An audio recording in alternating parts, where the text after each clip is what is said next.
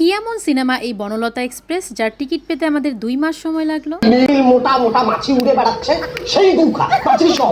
Banalata express সিনেমার এই ডায়লগটার সাথে মেবি সবাই পরিচিত, তাই না? আমরাও আসলে এই ডায়লগটা দেখেই সিলেক্ট করেছিলাম যে এই সিনেমা দেখতেই হবে, কিন্তু সেই সিনেমা দেখতে টিকিট পেতে যে আমাদের 2 মাস অপেক্ষা করতে হবে সেটা আমরা বুঝতে পারিনি। ভাইরে ভাই, একটা সিনেমা এতই হাইপে যে এক ঈদ থেকে শুরু করে আরেক ঈদ চলে এসেছিল, কিন্তু আমরা টিকিটই পাচ্ছিলাম না। অবশেষে অনেক কষ্টে টিকিট ম্যানেজ করতে পেরেছিলাম, আর পরিবারের বড় ছোট 10 জন মিলে আমরা সিনেমাটা দেখতে গিয়েছিলাম। আমার কাছে দায়িত্ব পড়েছিল আমার ছেলে আর আমার ছোট্ট ননদিনীর, তাদেরকে নিয়ে আমি চলে গেলাম বসুন্ধরা সিনেপ্লেক্সে। কিন্তু আমরা যেহেতু উইকডেজের টিকিট পেয়েছিলাম, সাহিত্য স্কুল ছিল, সেক্ষেত্রে আমার সাহিত্যকে স্কুল থেকে এনে রেডি হয়ে যেতে অনেক দেরি হয়ে গিয়েছিল। দেখেন কি পরিমাণ দৌড়াদৌড়ি করে আমরা যাচ্ছিলাম। সিনেমা শুরু হতে তখন মাত্র 7 মিনিট বাকি। আমি তো ভেবেছিলাম যে আমার যাকে বলবো সিনেমার শুরুটা কিন্তু আমার জন্য ভিডিও করে রাখবেন, আমার দেরি হবে। আমরা এক্সাক্ট টাইমে আসছি, বুঝছেন?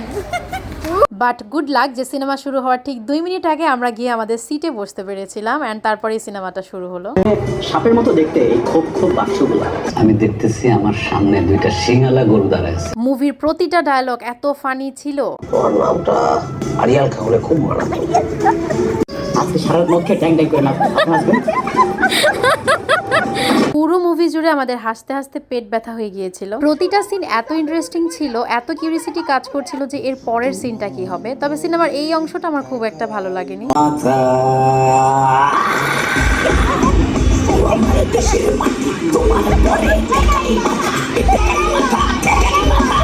একটা দেশাত্মবোধক গান বা রবীন্দ্রসঙ্গীত, সেটাকে এভাবে ব্যঙ্গ করা আমার ভালো লাগেনি। এরপরে ব্রেক টাইমের পরে আবার মুভি শুরু হয়ে গেল, আর খুব সুন্দর একটা রবীন্দ্রসঙ্গীত বাজলো, যেটা দেখে সত্যি মনটা ভরে গিয়েছিল।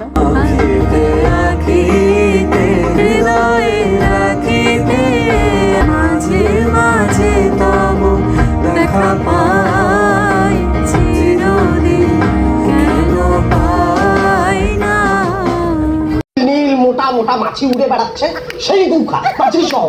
কচকচ করে শব্দ হবে গু খা। দেখেন সিনেমা হলে কি অট্ট হাসি চলছে। আরে বেটা, তুই মন্ত্রী, তুই করবি দুর্নীতি, তোরে জনসভা করতে গেছে কে? আজ বিরাট একটা ফাড়াফাড়ি হবে। আমার কাছে এই বেবি অ্যাক্টরটাকে এত কিউট লেগেছে। ম্যাচের জয়েন্ট নাম্বার 8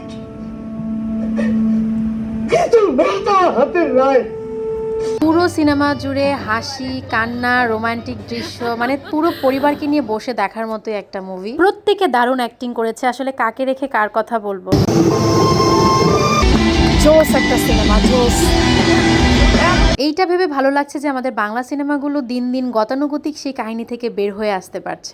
বাবা সিনেমা শেষ তো, সেই একই কাহিনী, নায়ক নায়িকা থাকবে, নায়িকার বাবা ভিলেইন থাকবে, অনেক মারামারি, রক্তারক্তি, এইসব সিন থেকে বের হয়ে এসে আসলে এই ধরনের একটা মুভি দেখলে মনে একটা প্রশান্তি কাজ করে। আমি এর চেয়ে বেশি আপনাদেরকে স্পয়লার দিব না। যারা মুভিটা এখনো দেখেননি তাদেরকে বলবো অবশ্যই মুভিটা দেখে ফেলবেন। মুভির প্রতিটা ক্যারেক্টার থেকে আপনারা কিছু না কিছু শিখতে পারবেন, আর মুভির শেষে একটা প্রশান্তি নিয়ে বাড়ি ফিরতে পারবেন। এই কি করছে এরা?